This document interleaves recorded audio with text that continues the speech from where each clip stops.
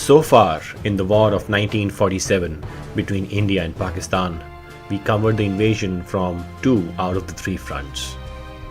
The first front was the Srinagar front, where the invaders invaded Kashmir along the Srinagar highway and were on the verge of capturing Srinagar when the Indian troops were flown in from New Delhi to save it. The invaders were subsequently pushed back from the outskirts of Srinagar, then from Baramulla and Uri. Please watch part 2 and part 3 for details on that front. The second front was the Jammu front, where the Indian troops were quickly able to recapture Naushera but faced a lot of challenges capturing Jhangad and Rajouri. Poonch remained under siege for 1 year and the troops had to be supplied by air for the whole year. The Poonch siege was successfully broken by the Indian armed forces, but Mirpur and Kotli could not be taken back before ceasefire was declared. Please watch part 4, A, B and C for details on the war on that front.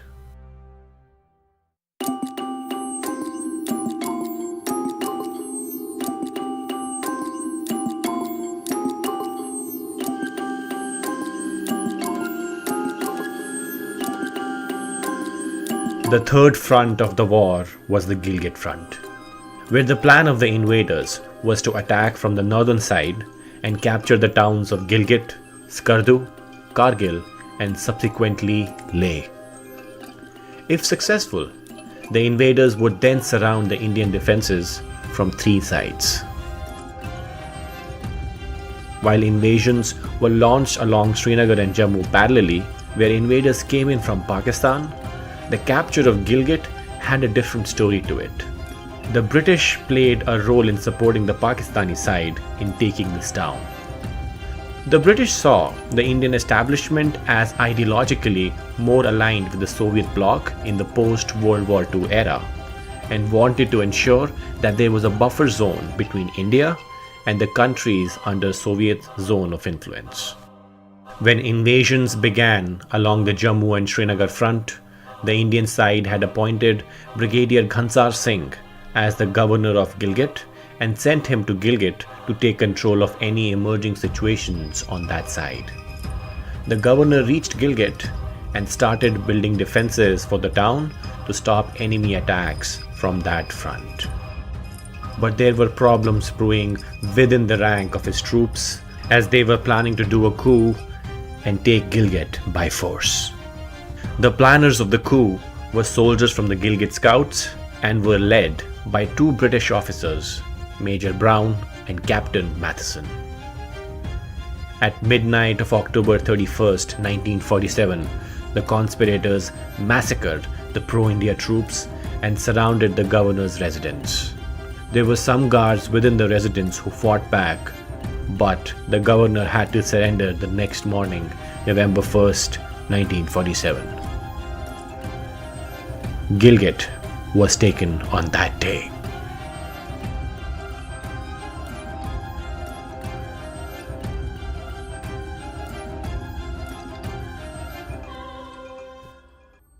The Indian side knew that the next town threatened by the invaders was to be Skardu. While the enemy was raising troops from the local population as well as waiting for reinforcements from Pakistan, the Indian side was trying to make its troops available for the defense of Skardu.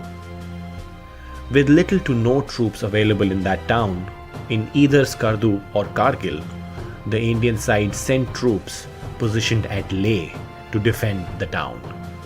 On November 22, 1947, 2 officers, 2 JCOs and 75 troops left Leh with the objective of defending Skardu from the invaders. This force was commanded by Lieutenant Colonel Sher Jung Thapa. The troops reached Skardu on December 3, 1947, before the enemy could launch any attacks on that town. They started reconnaissance activities in the area to understand the lay of the land. They also started building defences in and around the town so the troops could be well dug in when eventually the invasion happens. 75 troops were not enough to defend the scale of invasion expected to come in the near future. So Colonel Thapa requested more troops from the Kashmir Central Command located at Srinagar. While they were waiting for the troops to come in, pickets were set up at various locations within the town. 2 outposts were set up at Sari with troops on the left flank and the right flank on the route from Gilgit to Skardu. The base of Skardu operations was set up at Skardu Fort. First reinforcements from Srinagar to Skardu were sent from Srinagar on January 15, 1948. They reached Skardu on February 10th. The total strength of Indian troops at Skardu now was 161. While the first reinforcements troops had just reached Skardu, the 2 small outposts of Skardu at Sari were attacked by the enemy 600 strong. The left flank was attacked first. They fought bravely but were annihilated by the enemy owing to their greater strength in numbers. Seeing the result on the other side, the flank on the right surrendered to the enemy without a fight. Next day, on February 11th, the enemy attacked the Skardu town with the same ferocity. The attack was repelled by the dug-in defense forces. The second reinforcements party from Srinagar, consisting of 70 men, reached Skardu on February 13, 1948. The strength of Indian troops defending Skardu now was at 285 men, along with 250 refugees under their protection. With enough troops available now, Colonel Thapa could send his troops to set up defensive positions in the area surrounding Skardu.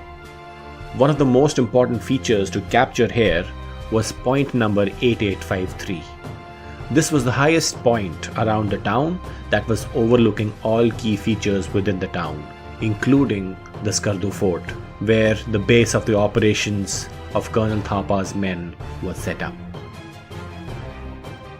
The enemy was also aware of the importance of this feature and were able to capture it before Colonel Thapa's team could get there. This would prove to be a major setback for the Indian troops in the defense of their town, because with the capture of this feature, the enemy now could do shelling at various defensive positions, and they could also use snipers to target Indian troops within the Skardu fort. The fighting to defend Skardu continued. The enemy made 4 more attempts, each one stronger than the previous, at capturing Skardu. These were on February 24th, March 4th, March 6th, and March 14th of 1948. The Indian side's strong defense successfully repelled all these enemy attacks. During these attacks, the Indian side was limited to defending the town and could not stop the enemy from moving past them to the south of Skardu. Colonel Thapa's men were surrounded by enemy from all sides now. The Indian side, meanwhile, had dispatched 1 more company of troops from Srinagar over to Skardu, called the Biscuit Column. The objective of the Biscuit Column was to reinforce Skardu, to support the defense of the town, and thereafter plan out offensive operations to repel the enemy away from Skardu. The Biscuit Column under Brigadier Fakir Singh were on track to reach Skardu by March 18, 1948. But the enemy, through their network of informers on the way, were aware of their arrival. They planned to intercept the Biscuit Column 32 kilometers south of Skardu and sent their men to lay an ambush on March 15, 1948. While the Biscuit Column was marching towards Skardu, they walked into the ambush. This was on March 17, 1948. They were brutally attacked by the enemy from all sides and lost 27 men with 18 wounded and 7 missing. With such heavy losses to the Biscuit Column, they had to retreat from their positions back to safety in Srinagar. The crucial objective of Biscuit Column to reinforce Colonel Thapa's troops at Skardu was unsuccessful.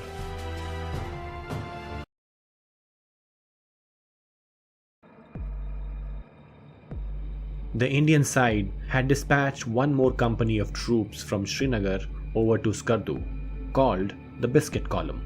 The objective of the Biscuit Column was to reinforce Skardu to support the defense of the town, and thereafter plan out offensive operations to repel the enemy away from Skardu. The Biscuit Column under Brigadier Fakir Singh were on track to reach Skardu by March 18, 1948. But the enemy, through their network of informers on the way, were aware of their arrival. They planned to intercept the Biscuit Column 32 kilometers south of Skardu and sent their men to lay an ambush on March 15, 1948. While the Biscuit Column was marching towards Skardu, they walked into the ambush. This was on March 17, 1948.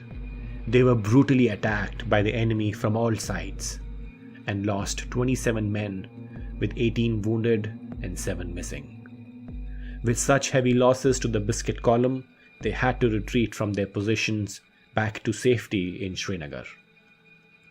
The crucial objective of Biscuit Column to reinforce Colonel Thapa's troops at Skardu was unsuccessful. The enemy, with their recent success, grew in confidence.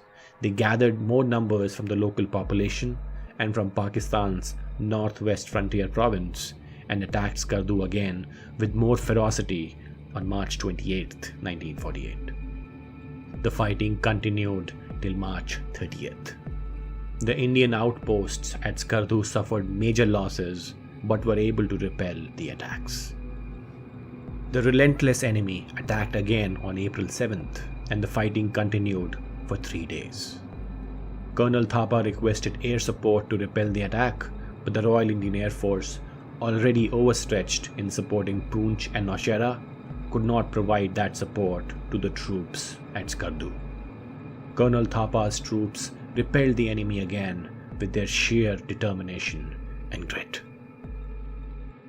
Srinagar, meanwhile, after the unfortunate failure of the Biscuit Column, sent the next reinforcement force to Skardu on April 1, 1948. The reinforcements, called the Sugar Column, were divided into 3 columns. First column, with 1 officer and 70 troops under Major Couts, departed for Kargil on April 1, 1948. The orders for them was to move to Parkata, close to Skardu, and set up a firm base of operations there. The second column, with 1 officer and 37 troops, 1 stage behind them, departed on April 3, 1948. This was under the command of Colonel Sampoorn Bachchan Singh, and the third column of 70 men under Colonel Kripal Singh was another stage behind them and departed from Srinagar on April 4, 1948. The orders for these columns was to set up Kargil as a base of operations into Skardu. April 11, 1948, the first column under Major Couts was ordered to move to Skardu. The way from Kargil to Skardu was filled with enemy strongholds and ambushes. April 17th, Major Couts' column was ambushed on the way by well-entrenched force. Major Couts' troops fought the enemy through these attacks for 4 days, but the enemy had outnumbered their column. Major Couts requested reinforcements and air support, and the second section of the column under Colonel S.B. Singh was sent forward on April 21st to support Major Couts to push through to Skardu. April 28th, Colonel S.B. Singh reached Major Couts with the objective of pushing through the enemy and reaching Skardu by April 29th. While this was happening, by April 30th, the column under Colonel Kripal Singh reached Kargil and moved forward to support the push through to Skardu. Now all 3 columns were fighting to push through the well-entrenched enemy over towards Skardu. Meanwhile, with limited troops and dwindling reserves, Colonel Thapa's defense of Skardu was getting more and more challenging. By April, Colonel Thapa had reported all his 3-inch mortar had been expended and the 2-inch mortar and rifle cartridges were also running short of supply. The progress to reinforce him was slower than expected. The Indian columns so far had created their bases in the towns along the Srinagar and Skardu line, and they left some troops to manage these bases and pushed their remaining strength forward towards Skardu. The towns that they had created bases were Sonmarg, Dras, and Kargil on the way. The Indian side now had enough strength in the south of Skardu, where it was clear to the enemy that they will be able to push through towards Skardu soon and reinforce the defense forces there. The commander of the enemy recognized this eventuality and planned out a daring and brilliant strategy. Instead of waiting for the Indian columns to attack south of Skardu, they decided to use alternate routes to go around the columns south of Skardu and attack the Indian bases behind those columns, thus cutting the Indian supply line from behind. The Indian line of communication ran parallel to the enemy-controlled areas for a long distance from Srinagar to Kargil. They moved their focus away from Skardu. Out of the total strength of 800, they left 200 well-entrenched troops to ambush any attempt by the Indian side to move forward. The remaining 600 moved from Skardu down south with the objective of attacking the line of communication from Srinagar to Kargil. They divided themselves into 3 columns, with 150 troops to attack the town of Sonmarg, 200 troops to attack Dras, and 250 troops to attack Kargil. This was a daring plan because they had reduced their strength at Skardu and covertly sent a majority of their strength to attack the communication line. The Indian side would still believe a bigger strength is present stopping them before Skardu and would be planning a major attack to push through, and the enemy would attack these 3 towns along the communication line. All the enemy needed was one victory in these 3 towns, and they would be successful in cutting off the Indian supply line to the high number of troops of the sugar column between Kargil and Skardu. The enemy had planned for all the attacks to go in on May 10th, 1948. The same day, the 200 troops blocking the Indian troops near Parkata retreated back towards Skardu, making the Indian columns pursue them towards Skardu away from Kargil. The attack went in and it was able to achieve surprise at all the 3 places. Column 1 and Column 2 attacks went in and were able to achieve surprise, but the defenders were quickly able to protect their positions and successfully push back the attack. The 3rd column attack at Kargil was unfortunately successful for the enemy. The enemy attacked the outskirts of Kargil, guarding the bridge at the Shingo River. All the Gurkha troops guarding that bridge lost their lives before they could even warn the base at Kargil of the attack coming in. With no prior warning, the enemy was able to surround Kargil from 3 fronts before mounting their attack. The defenders of Kargil, under such a massive and sudden attack, could not hold the defense and retreated back towards Leh. Kargil fell to the enemy in this attack. This was a huge setback for the Indian side. With Kargil captured by the enemy, the Indian side was in a very challenging position. The columns trying to push through to Skardu suddenly found themselves cut off from behind. The line of communication had faltered. With Kargil taken, the defense positions at Dras were also surrounded, and now the town of Leh, which was considered safe so far, was also threatened. And while all this was happening, the garrison at Skardu under Colonel Thapa was still fighting off the enemy from taking Skardu, with limited and tired troops and dwindling resources. The situation for the Indian side in this region was grave.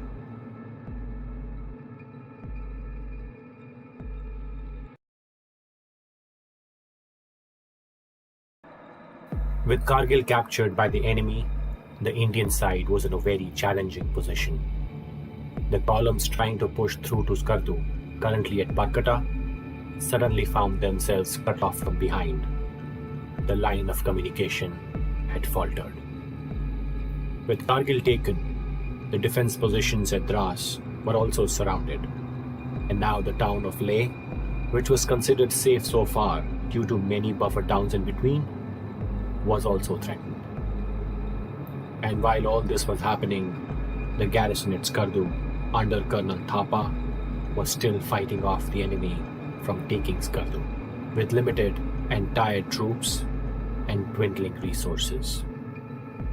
The situation for the Indian side in this region was grave. As anticipated, the attacks came in on the Indian troops between Kargil and Skardu. The sugar column, under Colonel S.P. Singh and Major Couch, was the first one to get ambushed. The column was like sitting ducks under the ferocious enemy attack. With the risk of getting completely annihilated, the column dispersed and retreated through alternate routes back towards Indian-controlled towns. With the sugar column gone, the only force remaining between Kargil and Skardu were the 600 men at Barkata. The force quickly got surrounded from all sides by the enemy and were attacked. This column suffered heavy losses in trying to fight back the enemy attack. Around 200 Indian lives were lost in this battle. With mounting losses, the column was ordered to retreat, and with Kargil already fallen to the enemy, they also had to take alternate routes to get back to safety in Srinagar. Out of the total of 600, only 150 reached back to safety at Sonmarg by June of 1948. The rest perished on the way. While the columns between Kargil and Skardu were under attack, the column at Dras was also surrounded. The enemy attacked Dras from two sides. The defense column had been holding strong and repelling attacks from May 10th to May 17th of 1948, but now reinforcements were needed to help the troops at Dras to defend that town. The Indian side sent in more troops to Sonmarg with the objective to attempt and break through Zojila Pass onto Dras. It was also crucial that Sonmarg not fall, because that was the only buffer town between the enemy and the base at Srinagar, the capital of the valley. So a lot of the troops sent to Sonmarg were used to strengthen the defense of that town. Fewer troops could be made available for reinforcing Dras. After a few days of halt, the enemy attacked Dras on May 22, 1948. The defenders at Dras suffered some losses, but were able to push back the attack coming from the enemy. The two platoons holding Dras, surrounded from all the sides, quickly started to lose hope of reinforcements coming from Srinagar.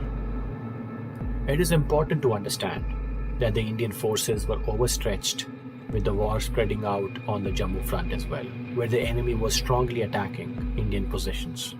The Indian side had to optimize the deployment of their troops and air support in that area. The Indian reinforcements at Sonmarg tried to break through the enemy at the Zojila Pass, but were pushed back. With the unsuccessful relief attempt from the Indian side, the two platoons defending Dras lost all hope for reinforcements and were at risk of getting run over in the next attack from the enemy. So the officer in charge at Dras was ordered to break out of Dras to get to safety at Sonmarg. As ordered, the troops broke out of Dras base camp in the dark and made contact with Sonmarg on the other side of the enemy. Dras was also gone. The orders now for the Indian side were to hold their current positions and not let the enemy come any closer to Srinagar. In the month of June 1948, the enemy made 4 more attempts to further break into the Indian line of communication. On June 27th, the enemy ended up reaching 37 kilometers close to Srinagar.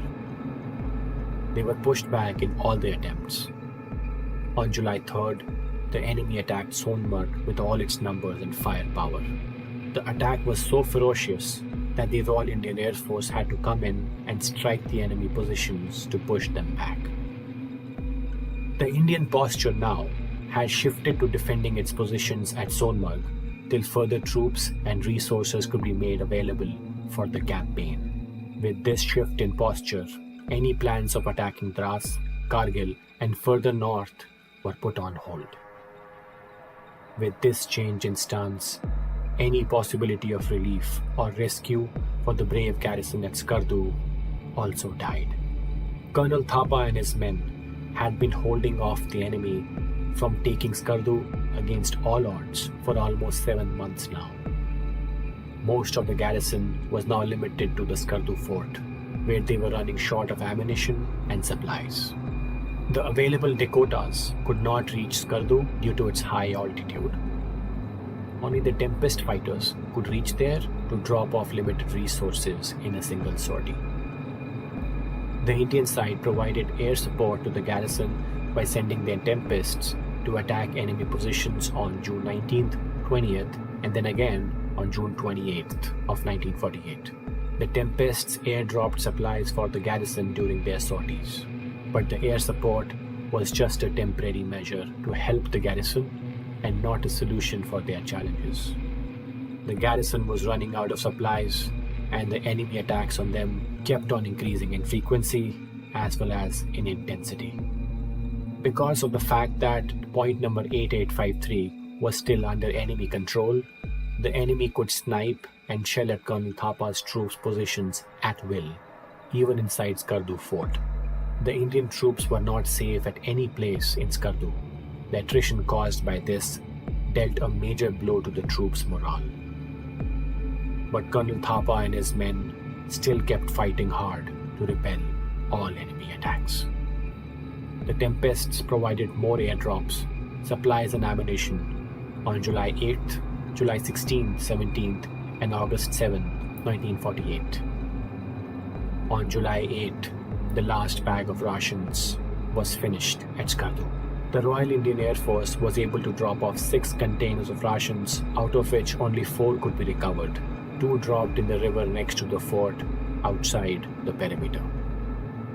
The Tempest fighters did try to attack point number 8853, from where a lot of shelling and sniping at Indian positions was taking place, but they could only delay the inevitable, not relieve the garrison. With food shortages in the garrison, the men at Skardu fort were forced to ration their food and other essentials. By the end of July, the troops have come to feeding themselves with food meant for animals, and 90% of the troops were now sick. The death toll by the enemy sniping and shelling from point number 8853 into the fort kept mounting. Still somehow, the troops at Skardu were able to defend their posts. The siege continued. August 1948. It was clear that the troops now had reached a breaking point. By now, Colonel Thapa's gallant troops defending Skardu were reduced to eating 1 chapati a day, washed down with a cup of tea. But they still continued to fight back, and the siege continued.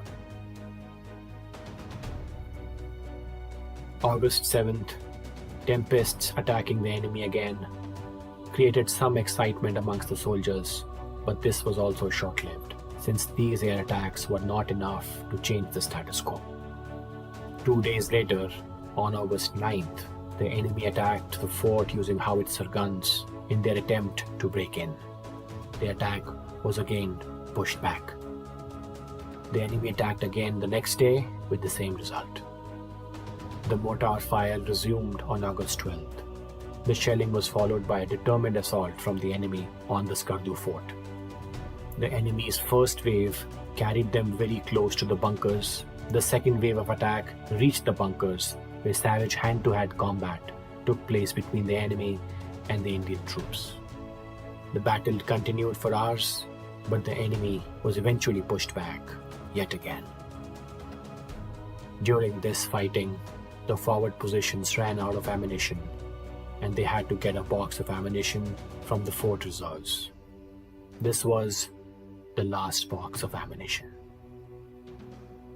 At the end of this assault, the Indian troops at Skardu had just 10 bullets left in their ammunition, not enough to even stop the enemy for 20 minutes. All hopes of reinforcements from Srinagar had been dead for quite some time. The end had come.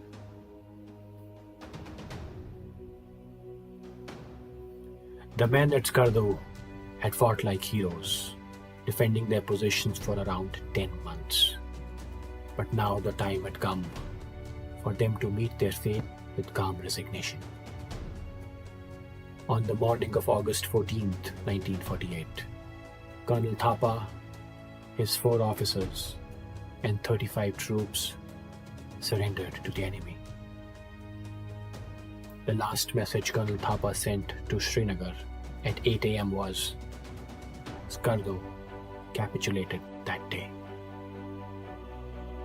This was a high point for Pakistan in their campaign in the north. They had captured all major towns in North Kashmir and even threatened Srinagar from the north. Their next target now was Leh, a completely isolated town from the Indian positions.